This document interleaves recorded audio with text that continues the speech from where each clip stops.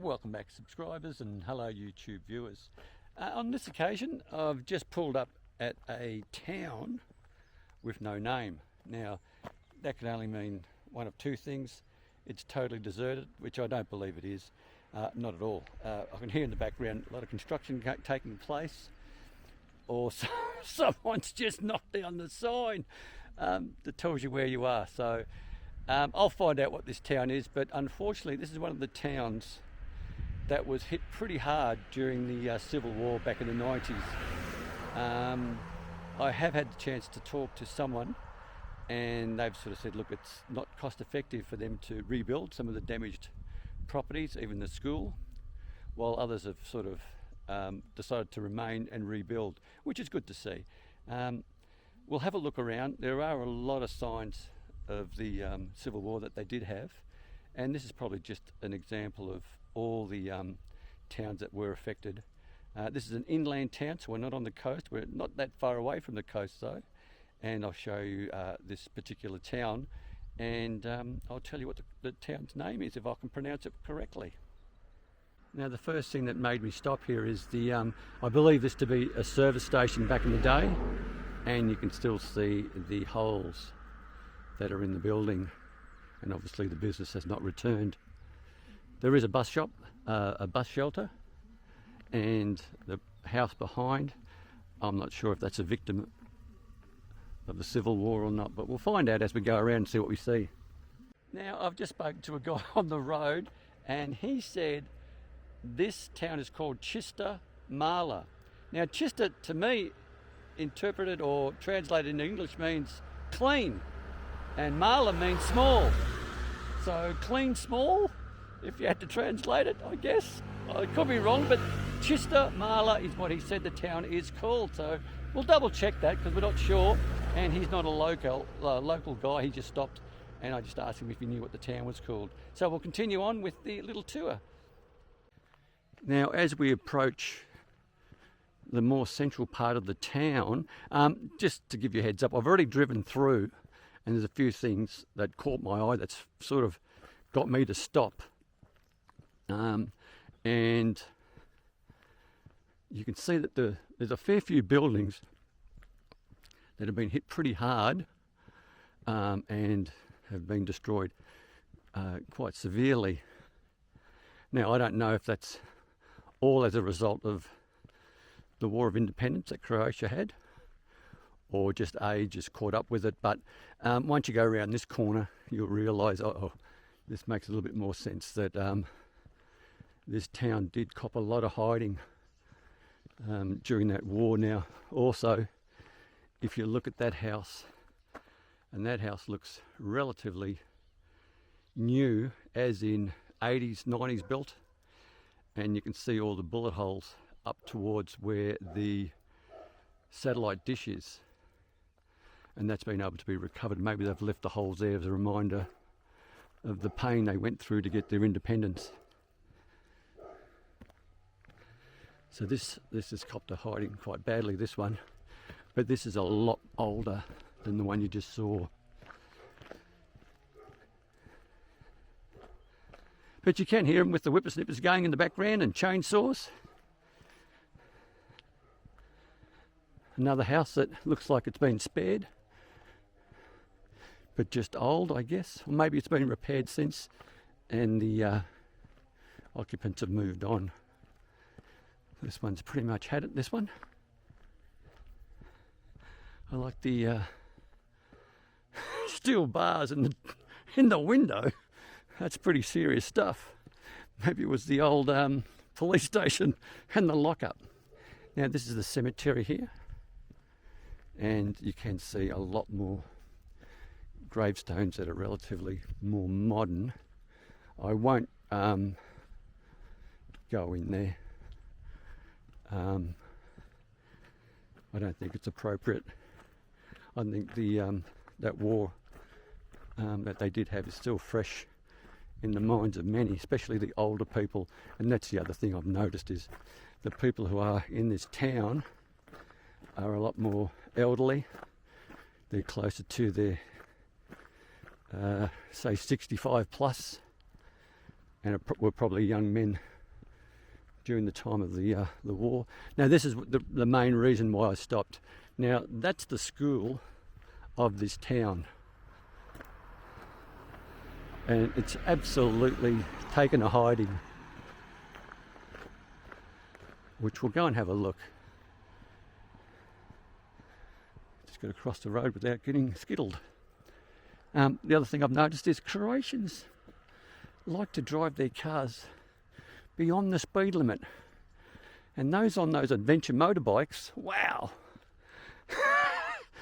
it's like the wacky races or a cannonball run. They really push their cars and motorbikes to a limit, especially the under 25s. They really give their cars a hiding. But anyway, we'll make our way there to this church. We'll get the name of it, and we'll see if it's what that guy told me the town is called.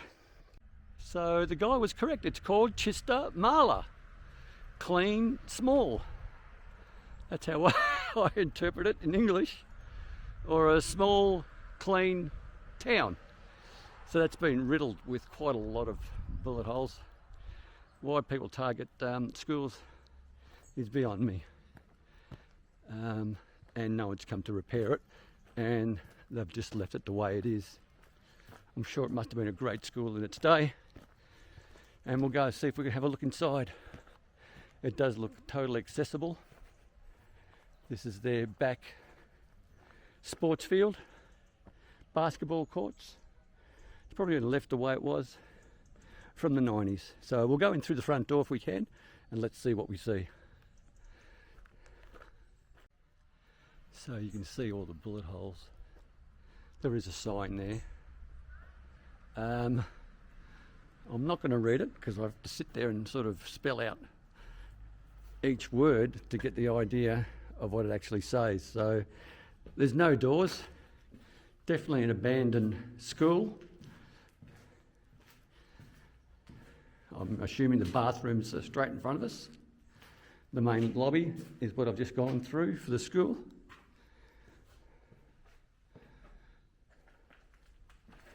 There is stairs going up, but we'll do that last. We'll first come through here. Quite a narrow pathway. This is just like a corridor. Ah, okay, so that makes a little bit more sense once I explain how this works. So you've got the corridor. We're in the corridor at the moment, and the classrooms are most likely offshoots to the side. So you've got each classroom runs off that corridor, and this would have been the second story. Not sure if you can see that. The roof is gone.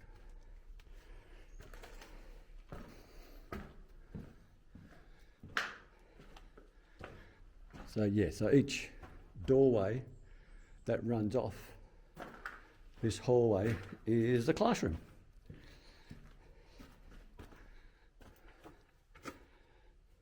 And I can only imagine, say right along this, on the left hand side is where all the lockers were for the kids. Put their school bags with their lunches in it.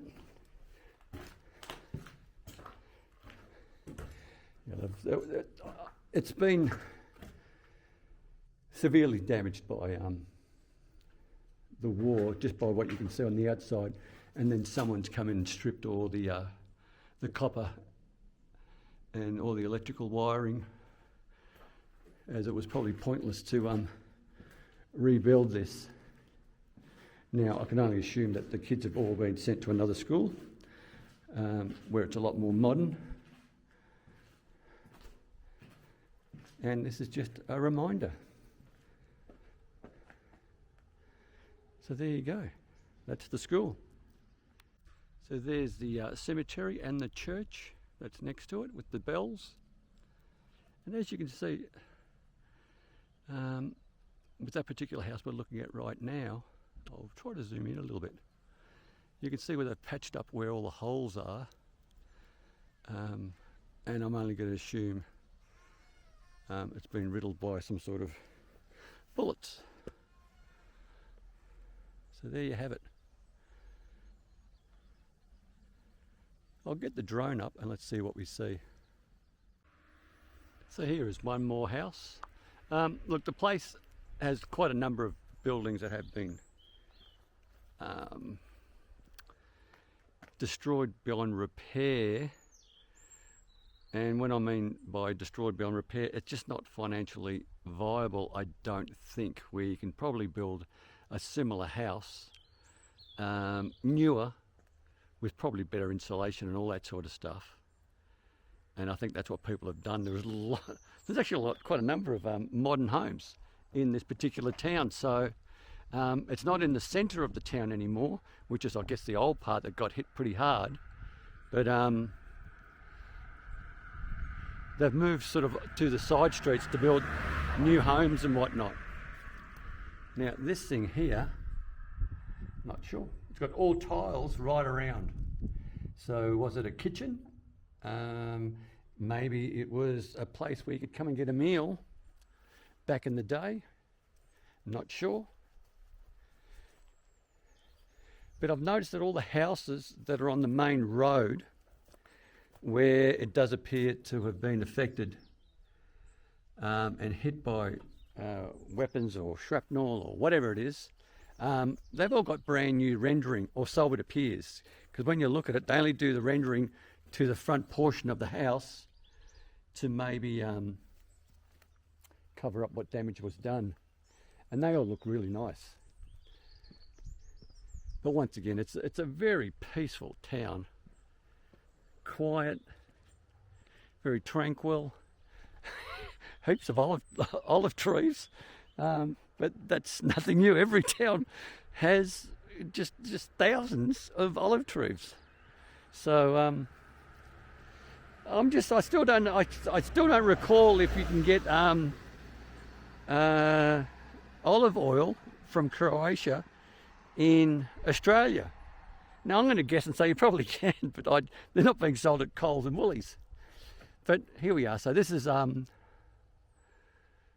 Čista Mala, and just up there is Velika Mala. No, what is it? Velika Čista, or Čista Velika, or something like that, which means big, clean, big, or small, clean. But yeah. I won't show any more. I'll get the drone up, give you a bit of a bird's eye of this town, and we'll leave it at that.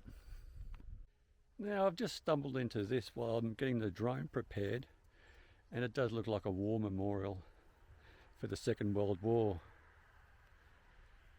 It names all the people that perished, I believe.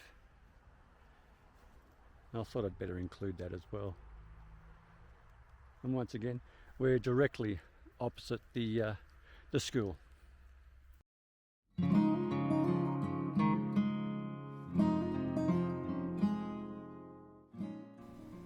Okay, so I'll just jump in now and clarify a few things that I've discovered. Now, Čista Mala, the word Čista can mean clean, which we assumed, or I assumed, but it could also mean pure. And Mala will always mean little or small, but their definition clearly states that it is little. So we know Čista Mala is in the municipality or town of Vodice in the Šibenik-Knin County. So what I've also heard, that during the wars in the 90s, this village was in the front line between the Republic Serbian Territory forces and the Croatian state. The population of Čista Mala is mostly Serbian, but after the war in the 90s, most of the population had fled back to the Serbian sort of enclaves and territory. But also, from what I've heard, a lot of them also left and lived in Australia, Canada, the USA, and some countries in Europe. They just totally voided both Serbia and Croatia. Only a few people have returned, but in summer they've told me that it is possible to see a lot of young people who have come back to this location for a vacation. From what I understand, this area is relatively close to the sea, so a lot of the young people do come to this location and rent apartments because it is quite cost effective for them. So it is a bit of a trip by car, but nothing that sort of, wouldn't see you over sort of 20, 30, maybe up to 50 minutes travelling to the coastline. So that's why this is slowly becoming a relatively popular sort of location for people on a budget.